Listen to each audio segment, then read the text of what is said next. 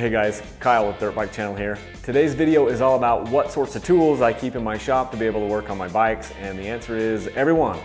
Every tool there is. That's what's coming up next on Dirt Bike Channel. In all seriousness, guys, you don't need to spend a ton of money on tools to be able to work on your bike. You're going to probably need to spend a couple $100s in order to kind of get a full, complement of the things that you're going to use most of the time.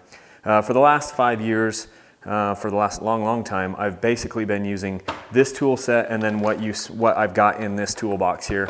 And I can basically do anything on my bike with this stuff. I've got sockets here, metric and standard. Most of the bikes that I'm working on, everything is going to be metric because it's either Japanese bikes or European bikes.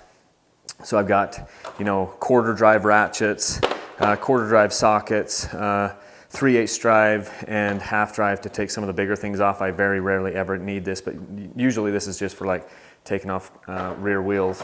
I also have the ability to turn any one of these, sockets into a nut driver here with this handle. So these are kind of nice to have. I'll show you what I've got to replace that later. So that's that. And then, in this toolkit, I've got a couple of bigger sockets to take off tires and things like that. I've got Teflon tape in here, some different things. Down in here, I've got a couple of different pliers. I've got some channel locks and then some regular pliers. I've got vice grips here. I've got a hammer. I've got a whole set of different sizes of screwdrivers, long ones, short ones, all sizes. So you've got Phillips, you've got standard, or Phillips and flathead, and those types of things. Needle nose pliers in here. I've got channel locks. Obviously, you're gonna need Allen wrenches. You can see a lot of this stuff is just kind of thrown in here, but there's not a ton of stuff in there. I've got a few things to be able to make all this go, and you don't have to spend a ton of money on your toolkit. You just kind of build it as you go.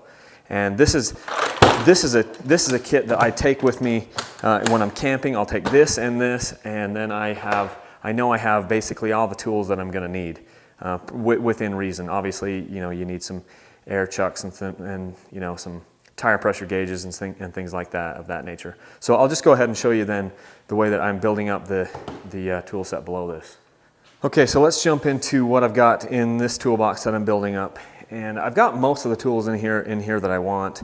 Basically here we've got all of our metric end wrenches, and in this set it came with long ones and short ones, which is actually kind of nice because sometimes you're hanging on to a 14mm bolt on one side and you've got the nut on the other side, and you just need a second wrench to be able to hold that with, which I didn't know that I was going to like those as much as I do.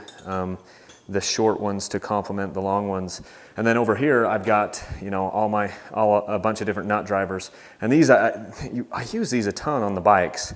So those are pretty cool. So the main ones that you're going to be using are like the 10, the 8, and the 6. I have yet to use anything else. I just use the 10, the 8, and the 6 because that's what most of the bolts are on the bikes.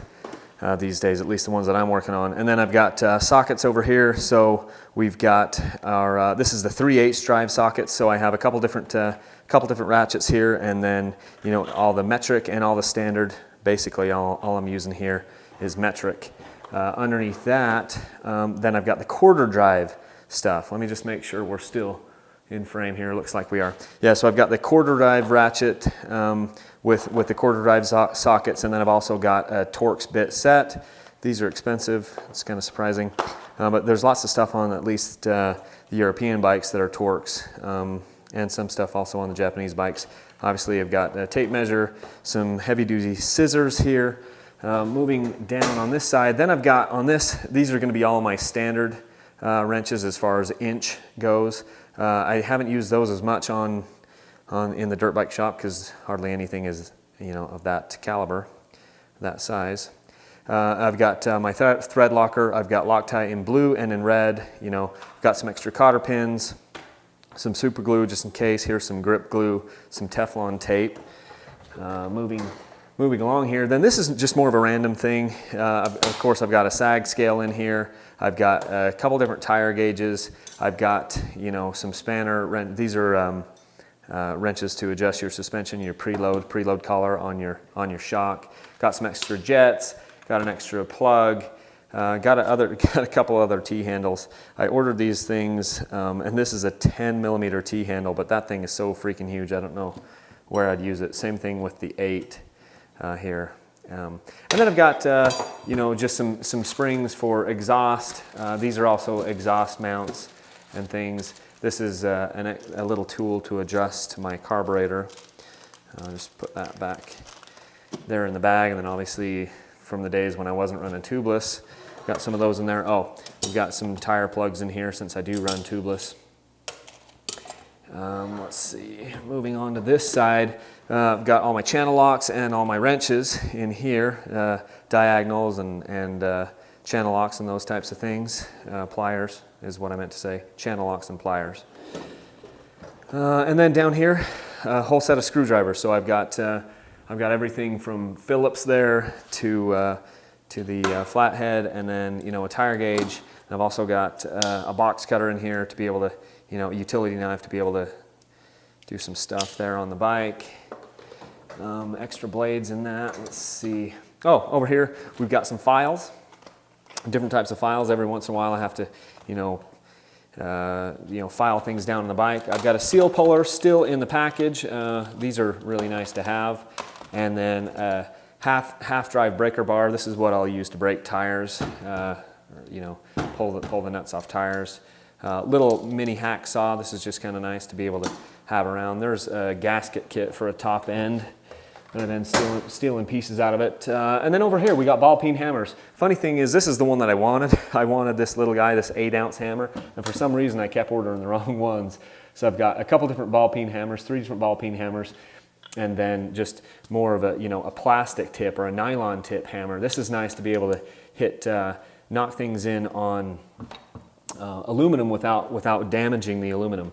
In here, I've got a torque wrench. So this isn't like a super high dollar torque wrench. It was like, I can't remember how much it was, but you need a torque wrench to be able to set a lot of things properly on your dirt bike. So I recommend picking one of those up. Let's leave that out. A couple of dirt bike manuals in here, and then down below I've got just some paraphernalia. I've got couple of extra lights here and here. These are lights just for some extra stuff. Here's a little mini battery charger in case I want to trickle charge. I've got obviously a rubber mallet in here. This comes in handy. A torch in case I want to heat things up. So here's a just, you know, if you're having trouble getting a bolt off or something like that, you can heat it up. And an extra power strip in here, and that's obviously everything that I've got in there. There's a couple of things around the shop that I could bring in, like if I show you this here. It's always kind of nice to have a little bit of sandpaper, because you can kind of you can rub things down and smooth things out with some sandpaper. I almost forgot about all the tire changing stuff. So basically, I just bought a tire stand. Recently I've just started to use this guy, and this makes changing tires quite a bit easier. And then also I've got some tire spoons here. There's a lot of different spoons out there. These ones for Motion Pro are pretty good. They're not too long so that you can't, you know, you don't get too much leverage, but they have good little lips on them so that you don't pinch tubes if you're still doing tubes, and you don't ruin your tubeless if you're still doing that. I've got these are also Motion Pro tire irons, and I don't like these quite as much. I've got a Motion Pro Bead Buddy. This thing is pretty nice to use. And then obviously a valve stem puller, or valve core puller. You can also put, one of the things I like to do is getting these little guys and putting that as your cap on your valve stem, and that way you can actually pull your valve cores out with those. So that's kind of a cool option.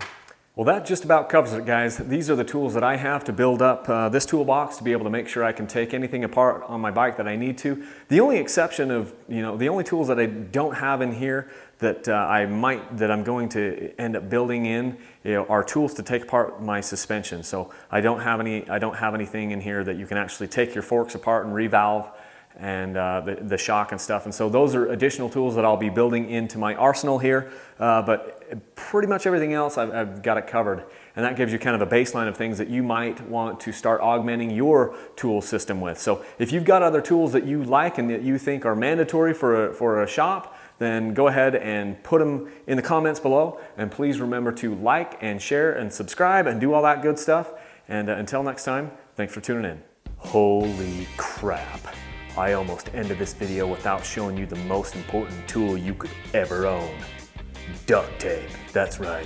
Duct tape is the most important tool in the history of the planet. That hurt.